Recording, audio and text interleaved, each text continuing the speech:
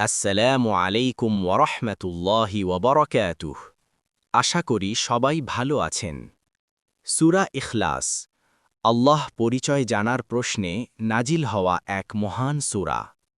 মক্কার মুশরিকরা একদিন রসূল সাল্লাল্লাহু আলাইহি ওয়াসাল্লামকে একটি প্রশ্ন করল, আপনি যে আল্লাহর কথা বলেন তিনি কেমন, তার বংশপরিচয় কি? এই প্রশ্নের উত্তরে নাজিল হল কুরআনের এক ছোট কিন্তু অত্যন্ত শক্তিশালী সূরা, সূরা ইখলাস।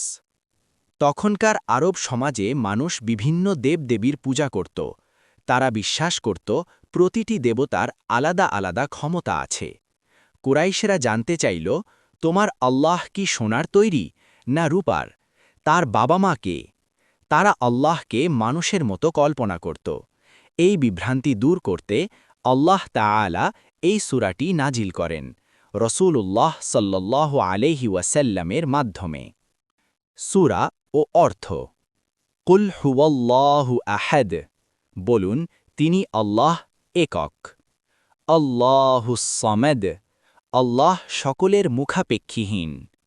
লাম ইয়ালিদ ওয়া লাম ইউলাদ, তিনি কাউকে জন্ম দেননি এবং জন্মগ্রহণও করেননি। ওয়ালাম ইয়াকুল্লাহু কুফুয়ান আহাদ, এবং তার সমতুল্য কেউ নেই।